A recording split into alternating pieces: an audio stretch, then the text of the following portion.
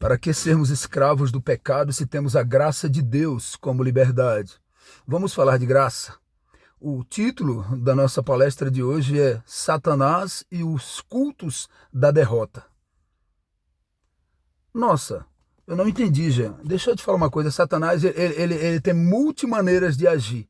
Nós vemos por aí mais de 32 mil denominações religiosas, a qual na sua maioria apresenta um evangelho meia boca, né? Onde só se pede, recebe, e nada de mudança de vida, nada de conserto, né? E nós olhamos para isso e compreendemos perfeitamente que é um extremo de Satanás.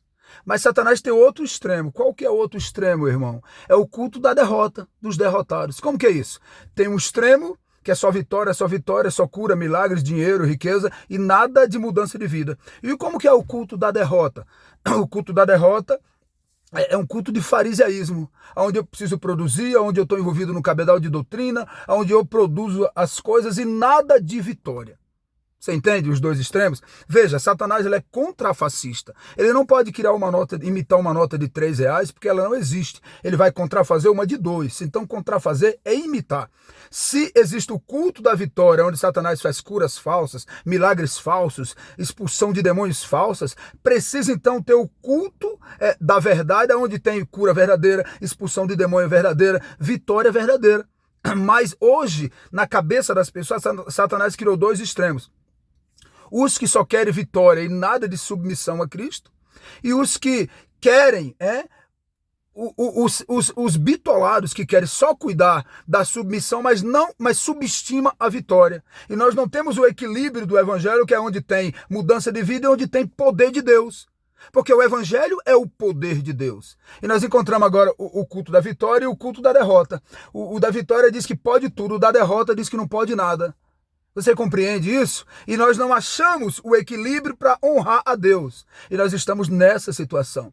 Mas como que é o culto da derrota? O culto da derrota é assim, o cara não acredita em nada. Você prega milagres, prega mudança de vida, diz que Deus resolve problemas, mas vem o filho do diabo e diz, Deus não resolve nada. O evangelho é pobre, é medíocre, se acostume com o sofrimento, se acostume com a enfermidade, se acostume com a monotonia. Esse é o culto das derrotas, dos derrotados, é culto do diabo, porque o de Deus não é assim. Ah, mas Paulo tinha um espinho na carne e nunca sarou. Bem, mas Paulo, o seu avental curava, o suor curava, ele tinha autoridade. Veja, ele tinha um detalhe negativo, mas tinha N detalhes positivos. Era um homem de poder. Quando você vive o poder de Deus, não importa se você tem um espinho na carne, o que importa é que ele está alimentando você, te dando poder, e isso inibe o espinho na carne. Mas o culto dos derrotados diz que não pode ter nada de poder. É só espinho. É porque Jó sofreu e morreu e sofreu. Bem, Deus voltou de novo e fez um grande milagre na vida de Jó. Deu tudo dobrado, deu filhos, deu tudo e revigorou. Deus curou. Aí o filho do diabo fala só da doença de Jó, mas não fala do milagre que Deus fez na vida de Jó. Não foi o médico, não, foi Deus. Então, esses caras, eles têm um problema, na verdade, né? Porque quando eles não acreditam no poder de Deus, eles acreditam no poder do Flamengo, no poder do Corinthians, eles acreditam no poder da academia para ficar esbelde, para fazer isso aqui. Eles acreditam no poder da psiquiatria, da psicologia, dos coaches, do clínico geral. Então, veja, se não acreditasse no poder de Deus, os derrotados, mas também não acreditasse no poder do homem, até que Deus entendia, bem, ele é um derrotado por natureza. Ele não acredita em mim, mas também não acredita no homem. Mas perceba que os que pregam contra o culto de bênção, eles procuram a bênção na mão do homem, a bênção do dinheiro num cartão BNDES, não é? A bênção da paz com o remédio controlado, que na verdade é uma paz falsa. Ele vive na mão do homem, chega para um psicólogo e abre seu coração falando um monte de coisas que aconteceu na vida dele. O psicólogo justifica-se na presença do homem. Às vezes o psicólogo é um ateu, é um homossexual, é uma lésbica, mas ele prefere acreditar no coach, no psicólogo, no psiquiatra do que no poder de Deus. Filhos de Satanás. E hoje nós temos nessas igrejas púlpito mortos, pregadores mortos, pastores mortos, que não... mas deixa eu te contar uma coisa, irmão. Em o nome do Senhor Jesus Cristo, lembrei aqui algo super interessante. Paulo diz assim em Romanos 1,11, grande é o desejo do meu coração de visitar-vos. Falando para os romanos, a fim de compartilhar convosco alguns dons espirituais, para que sejais fortalecidos na fé. Lindo isso. O que é dom? Paulo está dizendo que quer compartilhar dom. O que é isso? Paulo quer compartilhar uma dádiva divina com a irmandade da igreja, que o coach não te dá, a psicologia não te dá, a psiquiatria não te dá, a medicina não te dá, o entretenimento da vida secular não te dá, porque tu se entretenem o dia todo, mas quando vai deitar tem um buraco no coração do tamanho de Deus. Só quem dá essa paz é Deus. E Paulo diz assim, ó, eu quero compartilhar dons. O que são dons? O dom da cura, o dom do discernimento, o dom da obediência, o dom da alegria. É um dom. Essas coisas você não produz, é Deus que dá. O dom do arrependimento, porque arrependimento é um dom. O dom da fé. É isso que São Paulo está dizendo. A igreja de Deus precisa ser encorajada. A igreja de Deus precisa ser animada. E para que isso aconteça, a doutrina da onipotência de Deus precisa ser pregada. Nós temos umas religiões por aí que parecem mais instituição financeira do que instituição espiritual. Cheio de frouxos, pastores meia-boca, pregadores covardes, que não têm coragem de falar a verdade, cheio de inveja dentro da igreja. Você prega uma mensagem, o outro está com inveja, o próprio pregador é que é inimigo de pregador, para derrubar, para puxar. Sabe, uma hipocrisia desgraçada. E Deus diz que no cristianismo é um por todos e todos por um, é uma unidade. Eu quero dizer para você, em nome do Senhor Jesus Cristo, que o Senhor Jesus, ele age do jeito que ele quiser, da forma que ele quiser, como ele quiser, e só quem tem discernimento aqui conhece. Bem, a igreja de hoje, ela tem muita ação e pouca unção. Tem muita ferramenta e pouco poder. Estão projetando muitas coisas, agindo de muitas formas, mas não busca poder. Não se submete. O segredo do sucesso é submissão. Submeter a Deus e todas as outras coisas vai acontecer de bom na vida do que acredita, mas nós temos esse problema. E aí usa métodos dos homens e diz que é método de Cristo. Só pode batizar alguém se fizer 18 semanas de curso bíblico, né? Como se é um treinamento para entrar no clube religioso. E nós temos um problema. Bem, você está falando mal de igrejas? Não, eu sirvo a Deus na igreja desde que eu tinha 8 anos de idade.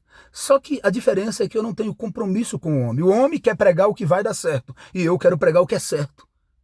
Perfeito? Então, os métodos que dizem por aí que é de Deus, na verdade, a maioria são dos homens, porque o método de Deus é poder. O método de Deus é vitória. Por que Deus quer dar isso para o crente que acredita? Porque no dia do juízo final vai ser um dia de escuridão. Se você não experimentar alguma dádiva divina de Deus nos dias de hoje, você não vai nu e cru, quando você só confia no psicólogo, na psiquiatra, no clínico, no seu advogado, você não vai conseguir estar na presença de Deus se você não estiver experimentando Deus agora por esses dias. Você compreende a razão da pregação? É que se eu não procuro vivenciar uma relação pessoal com Deus, experimentar vitória, hoje, eu não vou conseguir experimentar isso lá no dia do juízo final, porque eu sou um desconhecido de Deus. E Deus vem buscar conhecidos dele. E se eu não me torno conhecido de Deus hoje e ando com Deus, experimento Deus e vivencio o poder, experimento a doutrina da onipotência de Deus, eu vou ser um desconhecido de Deus no dia do juízo e eu vou pedir para os montes cair sobre mim, para as casas me destruírem, porque eu não vou aguentar a presença. É por isso que Deus apela. E como eu disse antes, a doutrina da onipotência de Deus tem sido esquecida. E nós encontramos um monte de filhos do diabo pregando o culto da derrota. Você prega a vitória e vem o filho de Satanás pregar a derrota. Mas eu quero dizer para você que Deus é Deus de vitória. Ele é o Deus que destrói os obstáculos. Ele é Senhor dos exércitos, é general de guerra, é Pai da eternidade, é príncipe da paz, é um Deus que abre portas onde não existe, é um Deus todo poderoso, aleluia, bendito seja o seu nome. E os métodos de Cristo é diferente dos métodos dos homens, tá? Deixa eu só te dar um exemplo aqui, como que Cristo evangelizava. Cristo um dia estava nas praias de Nazaré, falando em parábolas, evangelizando para as pessoas, e ele disse para os seus discípulos, vamos para outra margem. Entraram no lago da Galileia. Quando Jesus entra no barco, vários barcos seguiam Jesus, porque queria aprender os métodos de Cristo.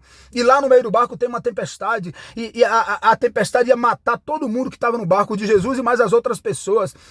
E no meio da tempestade, o Senhor Jesus pede para o vento se acalmar, e o vento se acalma. E naquele momento houve uma convenção dos discípulos que ainda não eram circuncisos ainda, e houve uma convenção do monte de barcos que estava em volta de Jesus, porque viu um milagre no meio do mar, e Deus mostrou que tem poder sobre os fenômenos da natureza, e ali Deus evangelizou dezenas ou centenas, eu não posso te afirmar o quantitativo, mas vários barcos que estavam seguindo o barquinho de Jesus, e naquele momento as pessoas aceitaram Jesus e consequentemente obedeceram. Primeiro, um dos métodos de Cristo. Segundo método, Jesus transpõe o mar da Galileia e lá do outro lado encontra um homem endemoniado. Ele chega para o homem e fala: quem é vocês com os demônios que estavam possuindo o homem? E eles dizem: nós somos uma legião porque somos muito. Satanás entendia de matemática. Ele diz assim: aqui no corpo desse homem tem 6.000 demônios, porque se você for dar uma olhada, na época de Cristo, uma legião romana era composta de 6.000 soldados e não havia outra legião no mundo sem ser a romana. Então, quando ele diz: nós somos uma legião porque somos muito, ele está dizendo: nós somos 6.000 demônios no corpo desse homem. Jesus diz: sai agora! E naquele momento aquele homem é liberto. E a conversão veio. Não precisou fazer um curso bíblico de 16 semanas. Você é contra o estudo bíblico? Não. Mas a Bíblia diz assim: ide, batizai e ensinai. Essa é a igreja de Deus, evangélica. Mas o evangelho secular é: ide, faz o curso e depois batiza. Isso não é de Deus, isso é do homem, amigo. Quando o indivíduo tem o direito de se batizar a hora que ele quiser. E o pastor, o primeiro ancião que é ungido, ou seja quem for, tem a obrigação de batizá-la, independente de partidarismo. Aí o que é que eu preciso fazer? Eu preciso evangelizar agora, eu preciso cuidar, adotar aquela pessoa. E eu tenho até Jesus voltar para doutrinar ele. Perfeito? Mas estão fazendo o contrário, né? Os derrotados fazem ao contrário. Primeiro doutrina, porque não acreditam no milagre do batismo. Primeiro tem que estar bem para depois ir para o batismo. Bem, se está bem para depois batizar, então não tem milagre no batismo. Então você precisa rasgar a tua Bíblia. Crente meia boca, pastor meia boca, pregador meia boca, covarde. Está mais preocupado em submissão a uma instituição do que a Deus. Então o método de Cristo expulsou o demônio e o cara se converteu. Estava tão convertido que disse: eu quero ir com o Senhor. O Senhor falou: não vai não, filho. Mas vai evangelizar em Decápolis, dessas 10 cidades da tua região. O cara virou um pregador, porque foi liberto. Para quê? Para que um curso bíblico mais que esse, melhor que esse? E o homem foi liberto. O método de Cristo. Qual que é o método de Cristo? Na mesma trajetória, acalma o mar, expulsa 6.000 demônios. Na mesma viagem, lá na frente ele encontra uma mulher. Que ela tem 12 anos que sofre com fluxo de sangue, ela transpõe 3.000 pessoas, segundo os escritos rabínicos, estava em volta de Jesus para ir à casa de Jairo, e no meio do caminho aquela mulher toca em Jesus e ela é curada e convertida. Bem, eu aceitei o dono da lei, então agora me ensina a lei. Bem, eu aceitei o dono da Bíblia, então agora me ensina a Bíblia. Aleluia! Esses são os métodos de Cristo. E na sequência ele vai na casa de Jairo e a menina está morta, e ele faz reviver uma moça morta. E aquele sacerdote que dizia ser pastor, mas ainda não era convertido, aceita Jesus de verdade. E tudo muda na vida daquela família. Esses são os métodos de Cristo. Então deixa eu te contar uma coisa, filho. Vai pregar tua derrota em outro lugar. Sabe por que tu prega a derrota? Porque tu não é convertido. Sabe por que tu desmancha a palavra? Porque tu não conhece o dono da palavra. Porque tu nunca experimentou um milagre na tua vida. Porque anda na mão do médico fazendo 25 exames por mês com medo de morrer. Mas não tem coragem de submeter a vida a Deus. Aí é covarde. Na medicina, se te disser que tu tá com câncer, tu vai querer ser vitorioso sobre o câncer. Doutor, o que é que eu faço? Eu vendo, doutor, me empresta, eu vendo a casa, eu vendo a terra, mas resolva, doutor. Mas na presença de Deus é: Senhor, tu que sabe. Tu que sabe. Veja, as bênçãos de Deus já estão instituídas. Você só precisa reivindicar com amor. Então, os que pregam derrota na igreja, pregam vitória no BNDES, no médico, no coach, na psicologia, eles acreditam no homem, eles têm dificuldade de confiar no evangelho. Entende? E é por isso que tem o culto da derrota. Mas eu quero dizer para você que o nosso Deus é de vitória. Ele transforma, aleluia, ele muda, ele exalta. O humilhado e humilha o exaltado, ele muda a história, ele quebra a barreira, ele rompe os obstáculos, e ele faz do pobre, do coitado, do desgraçado, do enfermo, do sem esperança, um homem de esperança, uma mulher sem esperança. Então não deixa o demônio roubar o gozo da salvação da tua vida, não deixa qualquer filho do diabo por aí dizer que você não tem mais bênção, dizer que as coisas não podem ser diferentes. Pode ser diferente. Deus resolve problemas. Agora, se ele vai resolver todos os problemas, isso é uma questão de Deus, mas ele resolve problemas. Paulo tinha um problema, mas tinha dezenas ou centenas de vitórias. Para de ficar comparando o ponto negativo de uma pessoa para dizer que não tem positivo. Filho de Satanás, vai se converter em Jesus Cristo, em nome de Jesus. Eu quero glorificar, eu quero amar, eu quero servir, eu quero crescer e aparecer para a glória do nome do Senhor. E você? Gostaria também? Então diz comigo assim: viva Jesus, viva Deus! Viva o Espírito Santo, viva meu anjo da guarda protetor, viva a minha fé, viva a nossa fé, aleluia, bendito e exaltado e glorificado seja o nome do Senhor. Aleluias e glórias a Deus. Que o Senhor te abençoe e te guarde. E lembre-se, a certeza traz vitória, mas a dúvida só traz derrota. Não tenha dúvida que Deus é na tua vida e que tudo vai dar certo. Então, glorifique, anime-se, cresça e apareça na presença de Deus. Adore, adore, adore, adore. Porque enquanto você adora, os milagres acontecem. E esses da derrota vão ser dissipados do meio da igreja de Deus, porque Deus vai fazer uma reviravolta dentro das congregações que estão mortas, vai mudar tudo, porque Ele sabe que lá dentro tem remanescente. Tu és um remanescente. Toma posse da cura da vida, do fim das feridas, das portas abertas, da bênção completa, em nome de Jesus Cristo de Nazaré. Deus te abençoe e te guarde. Aleluia. Viva Jesus.